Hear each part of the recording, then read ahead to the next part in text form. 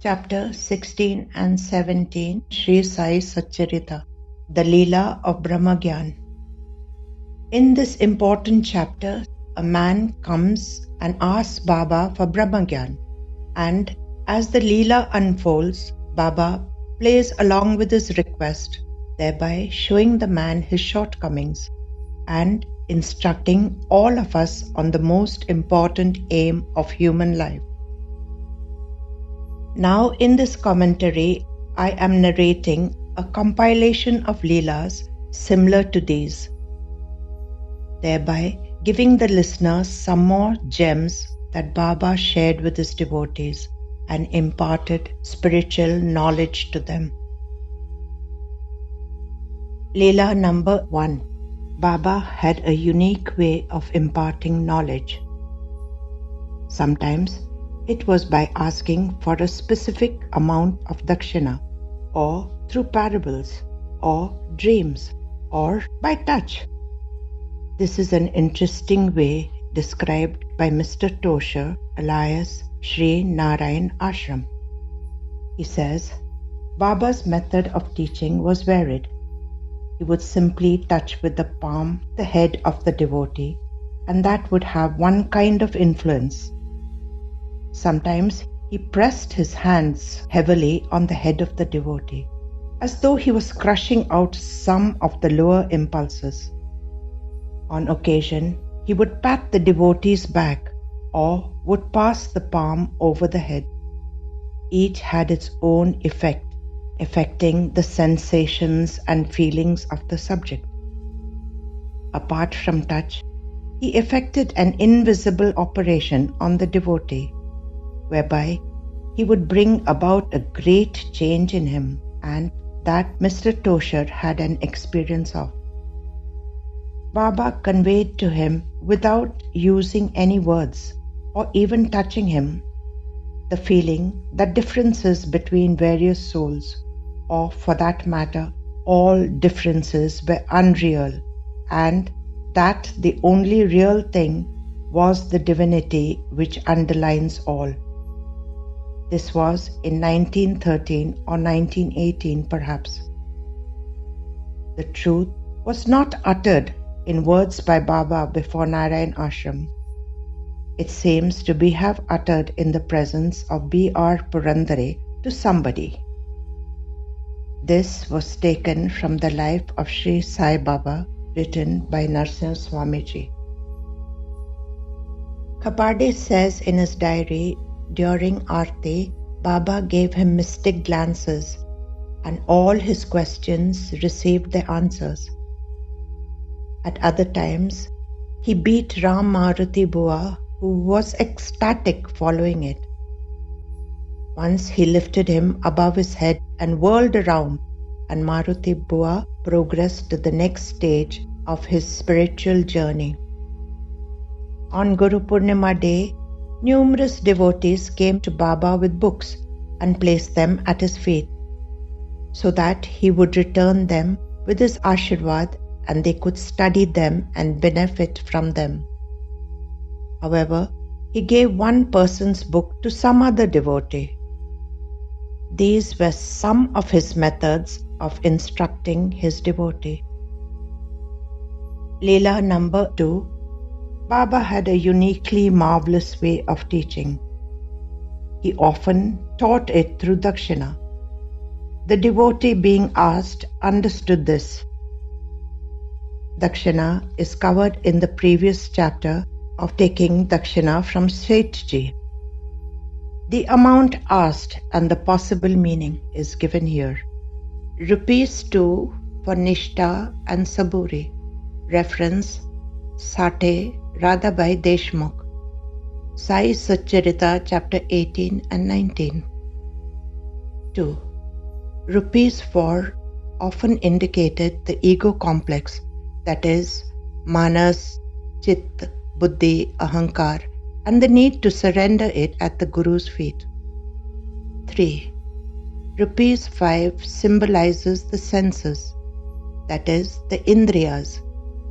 Example, Marwadi and Quick Brahma Gyan, Sai Satcharita, chapter 16 and 17. 4. Rupees 6 refers to the 6 internal enemies.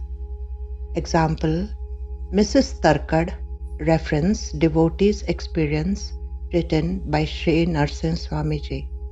5. Rupees 9 refers to Navvidha Bhakti of the Bhakti Marg, Lakshmi Bai and Anand Rao Patankar, and the parable of the mare. It is taken from Sai Satcharita, chapter 42 and 21 respectively. 6. Rupees 15. Giving Dakshina here means deriving lessons from the scripture and lodging them in the heart, where Baba resides. Example, Professor Narke. Again, it is taken from Devotee's experience, written by Narsingh Swamiji. 7. Rupees 16.5. This is Sharnagati, that is total and complete surrender to Baba. Next, I will narrate a Leela of Dakshina and Shyamdas Bua. This is an interesting Leela of Dakshina, where he instructs Shyamdas Bua to read the 11th skanda of Eknath Bhagavad. When Shyamdas went to Shirdi, Baba asked him daily for 11 rupees, and he readily gave it. This he did daily for 10 days. Every day he would go to the Dwarkamai about 3:30 in the afternoon, and only at that time would Baba ask for Dakshina. On the 11th day, as usual, Baba asked for Dakshina. Shyamdas said that he had no money left. Then he asked Baba, saying, Baba, I have no money left to give you. You tell me where I am to get the money from. In lieu, I offer my 10 indriyas and mind. To this, Baba replied, They are mine already. Who are you to give them? Go to Babu Sahib Bhutti and borrow 11 rupees and give them to me. On hearing this, Shyamdas got up to go and get the money. He had hardly reached the gate of the Sabha Mandap when Baba called out to him, Are Shyam, come here and bring the 11 rupees later. But bring them from Babu Sahib Jog. Now be seated. After taking Udi and Prasad, he went to the Vada and totally forgot about the 11 rupees. At 3:30, he went for darshan, but Baba did not ask for the 11 rupees. In the evening, he said, Go to Babu Sahib Jog and ask for 11 rupees and bring him along with you. Shyamdas went to the Vada and found Babu Sahib Jog reading the Eknath Bhagavad to a few devotees. He told Jog what Baba had said. Both of them then went to the masjid. Baba was getting ready to go out. On seeing them, he blessed them, but did not ask for Dakshina. Later they returned to the Vada. The other devotees asked Shyamdas about the episode of the 11 rupee Dakshina and what it meant. Shyamdas had not pondered over it. Every day thereafter, both of them went to Baba, but Baba did not ask for Dakshina. On the 4th day, it was in the evening when Baba asked Jog, So, how many rupees did you distribute today? Jog replied, 61 rupees. Bhutti received 50 rupees and Shyamdas 11. Shyamdas was silent all this time. When Baba said, Did you get the 11 rupees? Without understanding its significance, Shyamdas said, Yes. Then Baba said, No, you didn't. Let us see tomorrow. In the meantime, have a look at the poti, okay? They returned to the Vada and started discussing what Baba could have meant by asking for 11 rupees. Balasaheb Bhate was astute enough to connect the Dakshina with the reading of Eknath Bhagavad. Suddenly, Shyamdas remembered how he had taken a decision not to read any poti unless directed by Baba. The next day, Shyamdas went to the Dwarkamai at 3:30 p.m. and did Charan Seva. Baba said, "You received the 11 rupees, didn't you, Shyam?" To this he replied, "If the 11 rupees is regarding the reading of the poti, then yes. But which poti am I supposed to read?" Then Baba gave him a clue of the Rinana Bandh of theirs, saying, "Read the poti where there is a dialogue between you and me." This sentence further confused him. Should he read the Gita or the Jnaneshwari? Baba said, "Are Shyamdas, go to Babu Sahib Jog and bring the poti that he is reading." He did so, and Baba opened randomly the 11th chapter of Eknath Bhagwat and pointing to it said, "Read this every day of your life. Read it just as it is written and understand it. Do not explain or expound it to any other people. Only you need to know and understand it.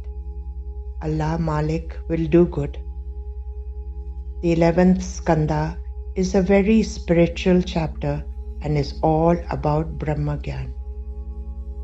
Reference Sai Leela magazine, Ank 4-5, Year 4, 1926. Leela number 3. This parable was narrated by Baba to Shyamdas Uddavesh Bua. Here, Baba narrates the story of two brothers on a long journey, symbolizing a sadhaka on the path of self-realization and converting vasanas into knowledge. Baba said, "We were two brothers on a long journey. While walking on the path, my brother went ahead. He was bitten by a serpent and died. I was walking steadily and was way behind him. Just then, 5 or 6 people came and inquired of me where my brother was. I told them that he had died due to snake bite and I had buried him. They did not believe me. "We will go and search for him and bring him back," they said. I cautioned them, "There is a huge serpent there. It will bite you too. Why are you going there?" But they did not pay heed to my words. They did go there and were killed by the serpent.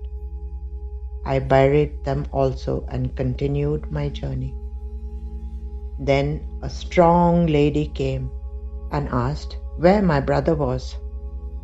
I told her that a huge serpent had bitten him and hence he died and was buried by me. Then she inquired about the 6 men. I told her how they went looking for my brother and were killed by the serpent. She was anxious to go there and find my brother. I said, "Why are you going there needlessly? You will not find my brother." To this she replied, "I will go there and diligently search for him, find him and bring him back." Thus she went ahead. She too met the same fate. I buried her too. Then I continued my journey and went a long distance. Then I met 5 or 6 Muslims who said, "Wait a while." I waited. They brought a goat, killed it, cut it into pieces. These they brought to me and said, "Eat."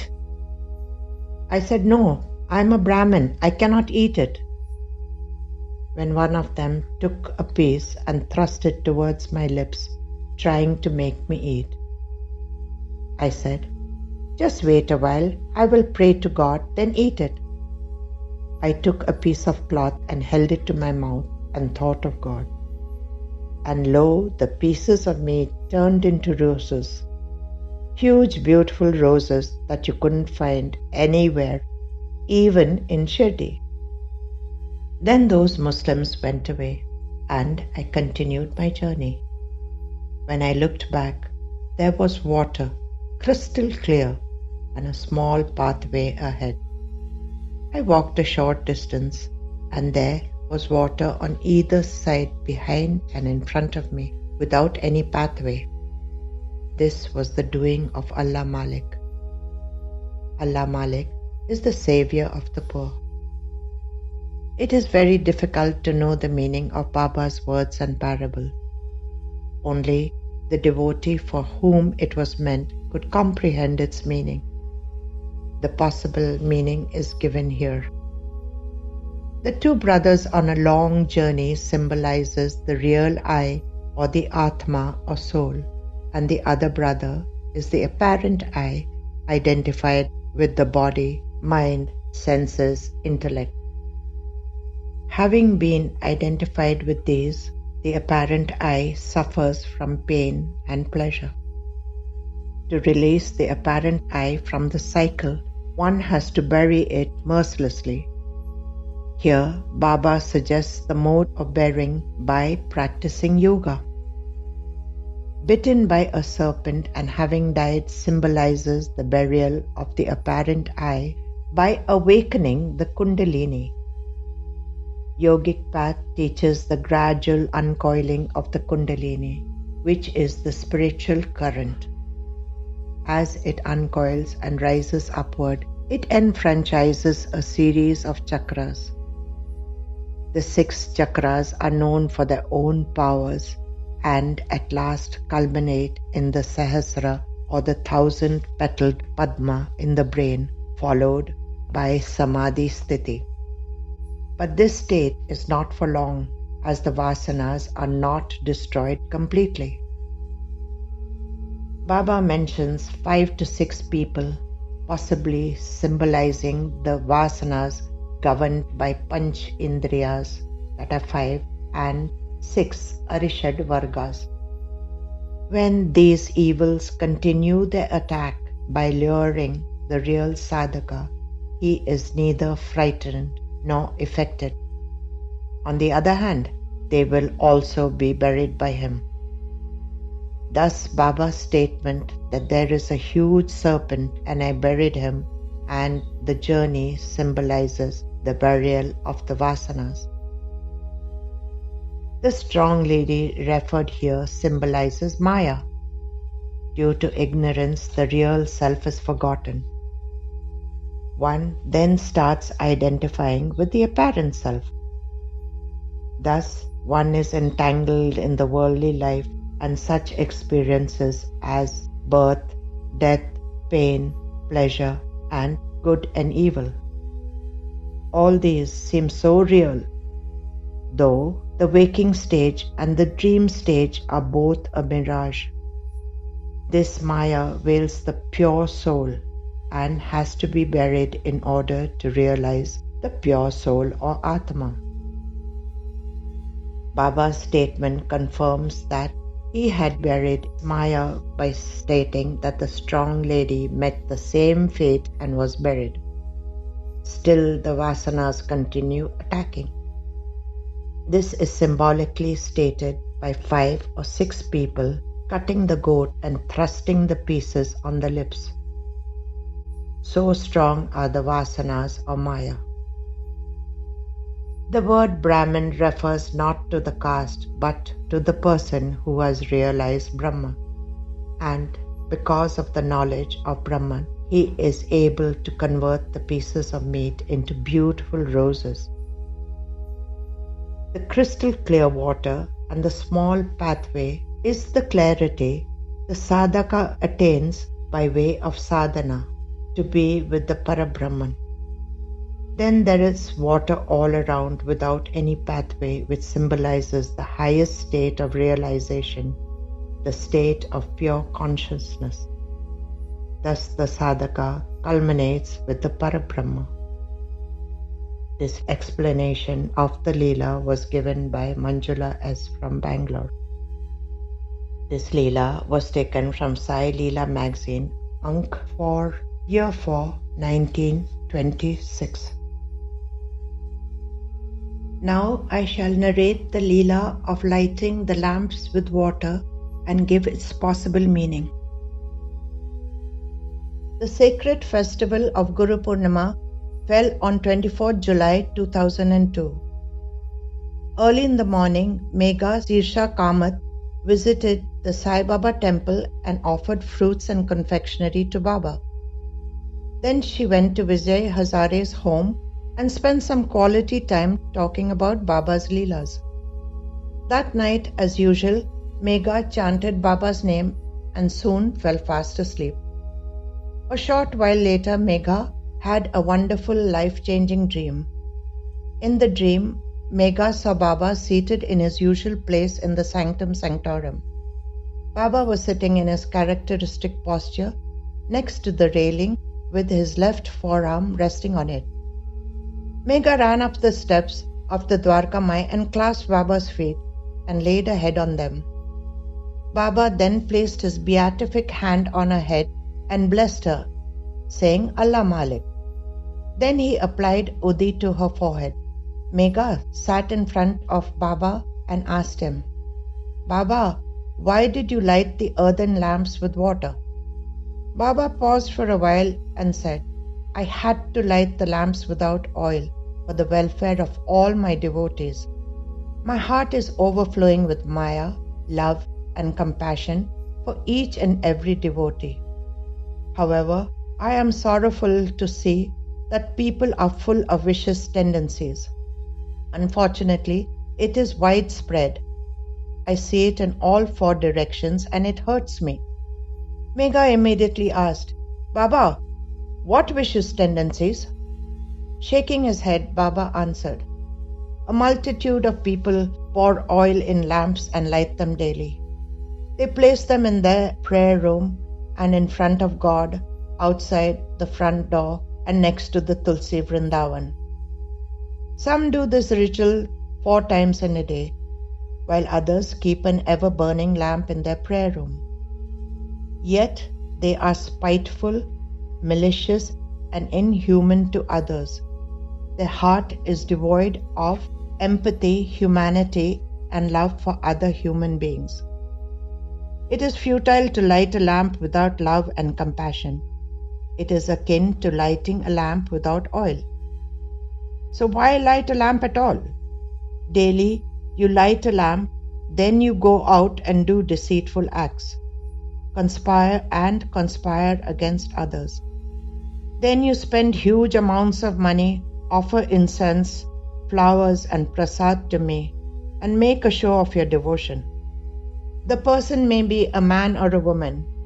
They may be a brother and sister, a husband and wife, or any other relative, but their relationship is barren and devoid of love. Because they are blood relatives and are bound to each other through karmic bonds, the relationship is grudgingly maintained. Unfortunately, a mother-in-law does not consider her daughter-in-law as her very own daughter, or the elder brother's wife is devoid of love and sisterly affection towards the younger brother's wife. I perceive intense darkness in the deep recess of your mind and heart. Indeed, a few of you are straightforward, humane and compassionate, and it's extremely hard for you to survive in this world. If your heart and mind is devoid of love, do not bother to light a lamp. I feel a person should light a lamp if his heart is pure and free of ill will towards others. Then it will dispel the darkness and the real lamp will be ignited. Neither my Udi nor meditation will help you if you are bereft of goodwill towards others. Only when you embrace love and compassion will the darkness disappear. I am saddened by the intense darkness I see around me. My child, you questioned me about lighting lamps with water, so I told you this. It will benefit all if you tell as many devotees as you can about what I said and make them aware of it. Even if they don't read my Leelas, my Charita, or perform my Aartis, it is all right as long as they embrace my message and change their callous ways. My dear child, will you do this for me? After saying this, Baba, with tears in his eyes, placed his hand on Megha's head and blessed her. At that very moment, she woke up and realized she was dreaming. From that moment, it became a mission in her life to give every devotee that she meets Baba's special message. This Leela was taken from Sri Sai Prasad Deepavali, Ank 2002. In chapter 5 of the Sri Sai Satcharita, Baba, by lighting the lamps with water, teaches us to completely surrender to him by offering ourselves. Selves are made of the Panch Mahabhutas. A body is made of the 5 elements. The Pankti or the Diya is made of clay. Hence it is soil. So it is Prithvi Tattva. Pouring of water into the Pankti is Jal Tattva. Lighting the lamp is Agni Tattva. Breathing of the self is Vayu Tattva. Luminosity is Akansha Tattva. Guru will illumine within of the self by using these 5 elements. Only when the self surrenders completely to the Sadguru. By this illumination, self will lose its identity by merging with the Parabrahma or the Sadguru. This Tadmaya Bhav is Brahma Gyan. This is the explanation of the Leela. And this concludes the commentary on the chapter. Om Sai Ram.